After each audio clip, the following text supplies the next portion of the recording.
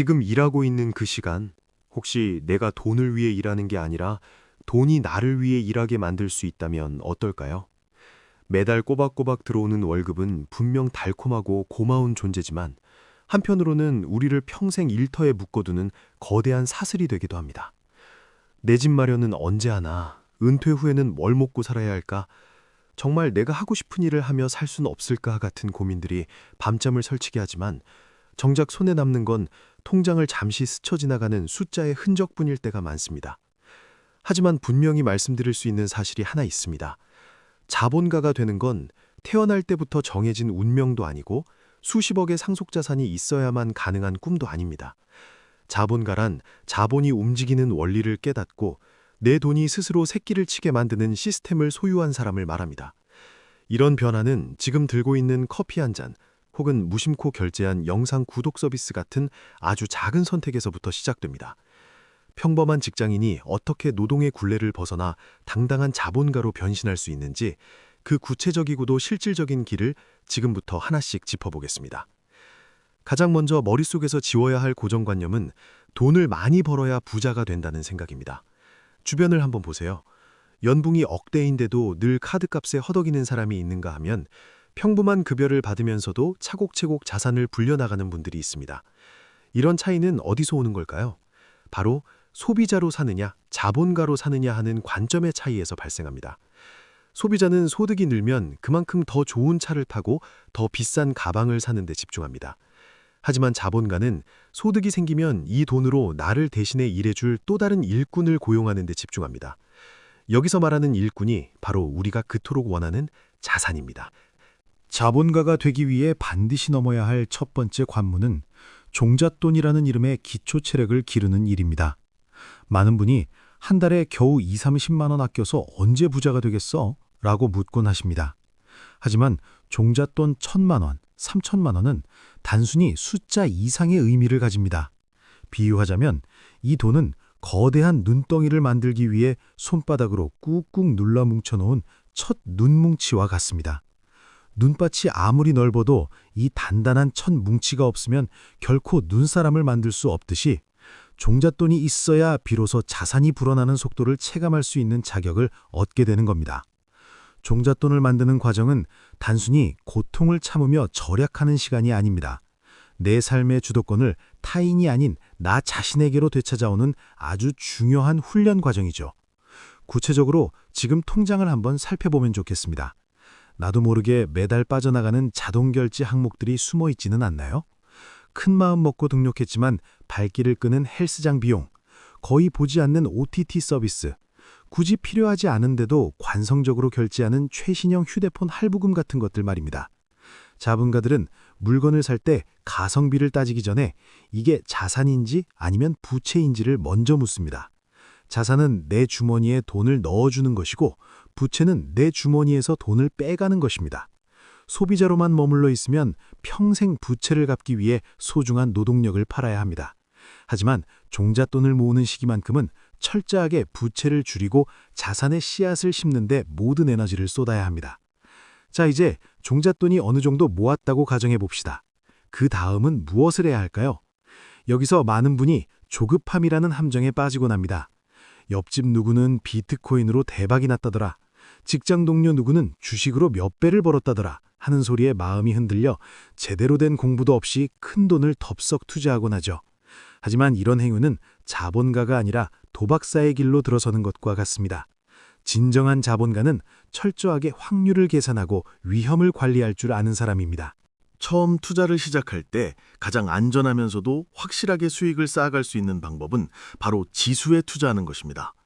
특정 기업 한두 곳에 내 모든 운명을 맡기는 게 아니라 그 나라를 대표하는 상위 기업 수십 개, 수백 개에 골고루 투자하는 방식이죠. 삼성전자나 애플, 구글 같은 세계적인 기업들이 한데 묶인 인덱스 펀드나 ETF를 활용하는 겁니다. 이렇게 하면 개별 종목이 갑자기 하락할 때 느끼는 공포에서 훨씬 자유로워질 수 있습니다. 세계 경제는 지난 수십 년간 수많은 위기 속에서도 결국 우상향해 왔고 그 거대한 흐름에 올라타기만 하면 됩니다. 여기서 우리가 꼭 믿어야 할 마법 같은 단어가 하나 있습니다. 바로 복리입니다. 복리는 이자에 이자가 붙는 원리를 말하는데요. 과거의 한 천재 과학자는 복리를 세계 8대 불가사의라고까지 불렀습니다. 처음에는 눈덩이가 굴러가는 게 보이지 않을 정도로 아주 미미하고 지루해 보일 수 있습니다. 하지만 일정 시간이 지나 임계점을 넘는 순간 자산은 우리가 상상하는 것보다 훨씬 가파르게 수직 상승하기 시작합니다. 자본가는 바로 이 지루한 시간을 견뎌낼 줄 아는 사람입니다. 하루하루 변하는 주가 숫자에 일희일비하기보다는 10년 뒤 혹은 20년 뒤 내 자산이라는 나무가 얼마나 풍성한 숲을 이룰지를 상상하며 묵묵히 씨앗을 뿌리는 사람 말입니다. 그렇다면 구체적으로 돈을 어떤 비율로 관리하는 게 좋을까요? 제가 권해드리는 가장 현실적인 방법은 5대 3대 2 법칙입니다. 소득의 50%는 생활비로, 30%는 저축과 투자로, 나머지 20%는 나 자신을 위한 공부나 예비비로 사용하는 방식입니다. 만약 이 투자 비중을 지키는 게 너무 힘들게 느껴진다면 순서를 완전히 바꿔야 합니다. 월급이 들어오자마자 무조건 30%를 투자 계좌로 먼저 이체하고 남은 돈으로 한 달을 버티는 겁니다. 돈이 남으면 저축하겠다는 생각은 자본가의 사전에 없습니다. 저축을 먼저 하고 남은 돈을 쓰는 게 자본가들이 지키는 철칙 중의 철칙입니다. 투자의 세계에 처음 발을 들일 때 또 하나 꼭 기억해야 할 사실은 일단 작게라도 시작하라는 것입니다. 많은 분이 돈이 좀 더 모이면 그때 제대로 시작해야지 라며 결정을 미룹니다. 하지만 투자에서 가장 강력한 무기는 돈의 액수가 아니라 시간입니다. 단돈 1만 원이라도 좋습니다. 지금 당장 우량한 기업의 주식을 한 주 사보거나 소수점 투자를 시작해보세요. 이 1만 원이 내 주머니를 떠나 누군가의 공장에서 물건을 만들고 전 세계 사람들에게 서비스되어 다시 나에게 수익을 가져다주는 그 자본의 순환을 직접 경험해보는 게 가장 큰 공부입니다. 주가 하락장 역시 무엇과도 바꿀 수 없는 소중한 자산이 됩니다. 주가가 조금 떨어졌다고 해서 겁에 질려 모두 팔아버리는 건 시장을 원리를 모르는 초보자들의 전형적인 실수입니다. 오히려 자본가들은 하락장을 좋은 자산에 싸게 살 수 있는 절호의 기회로 여깁니다. 좋은 기업이 가진 본질적인 가치는 변하지 않았는데 가격만 내려갔다면 이건 백화점의 정기 세일 기간과 다를 바 없습니다. 이런 여유로운 시각은 오직 꾸준한 공부와 감당할 수 있는 여유 자금을 통해서만 만들어집니다. 또한 자본가는 주변의 모든 정보를 돈의 흐름으로 읽어내는 능력을 갖춰야 합니다. 여기서 말하는 정보는 어디서 몰래 듣는 대단한 비급 같은 게 아닙니다. 일상에서 마주하는 수많은 신호에 귀를 기울이는 겁니다. 내가 평소 즐겨 쓰는 앱은 무엇인지, 사람들이 줄 서서 먹는 식당은 어디인지, 전 세계가 열광하는 새로운 기술은 무엇인지 살피는 일이죠. 평범한 직장인은 그저 소비자의 입장에서 그 서비스를 즐기고 끝내지만 자본가는 질문을 던집니다. 이 서비스의 주인은 누구일까? 이 기업에 투자하려면 어떤 방법이 있을까? 이런 작은 질문의 차이가 몇 년 뒤 자산 규모를 완전히 갈라놓게 됩니다.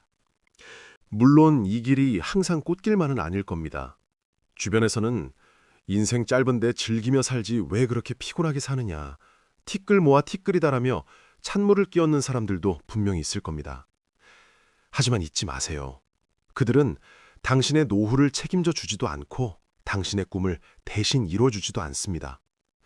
지금 당장 누릴 수 있는 작은 즐거움을 잠시 미루고 자산을 쌓는 행위는 나중에 내가 정말 하기 싫은 일을 하지 않아도 될 진정한 자유를 미리 구매하는 일입니다. 자본가가 된다는 건 단순히 통장의 숫자가 많아지는 것만을 뜻하지 않습니다. 이건 삶에 대한 완전한 통제권을 손에 쥐는 일입니다.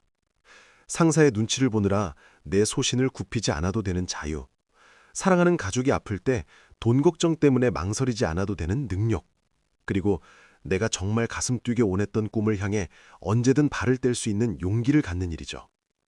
이런 자유의 가치는 그 어떤 비싼 명품이나 사치품과도 비교할 수 없을 만큼 고귀합니다. 지금 이 순간부터 지갑 속에 있는 10,000원 한 장을 이전과는 다른 시선으로 대우해 보세요. 이걸로 뭘 사 먹을까? 라는 생각 대신 이 돈이 나에게 어떤 수익을 가져다 줄 일꾼이 될까를 먼저 고민해 보는 겁니다. 작은 종잣돈을 소중히 여기고 안전한 지수 투자부터 차근차근 시작하며 시간의 마법이 부릴 기적을 믿고 기다리는 태도. 이게 바로 평범한 직장인이 거대한 자본가로 거듭나는 가장 빠르고 정직한 지름길입니다. 여러분의 자본가로의 대변신을 진심으로 응원합니다. 처음에는 보잘것없어 보이는 작은 씨앗이 언젠가 울창한 숲을 이룰 것임을 믿어 의심치 않습니다. 이미 그 길 위에 첫 발을 내디뎠습니다. 포기하지 않고 묵묵히 한 걸음씩 나아간다면 머지않아 경제적 자유라는 찬란한 태양이 삶 전체를 따뜻하게 비출 것입니다. 오늘 나눈 이 이야기들이 가슴속에 작지만 뜨거운 불씨가 되었기를 바랍니다. 이제는 생각에서 그치지 않고 행동으로 옮길 시간입니다. 지금 당장 자산 현황을 꼼꼼히 점검하고 새나가는 불필요한 지출을 찾아내며 단돈 1만 원이라도 미래를 위한 씨앗을 심어보세요. 그 작은 시작이 인생을 우리가 상상하는 그 이상의 곳으로 데려다 줄 것입니다. 긴 시간 귀 기울여 주셔서 감사합니다. 모든 경제적 여정이 풍요로움과 확실한 성공으로 가득하기를 진심으로 소망합니다. 고맙습니다.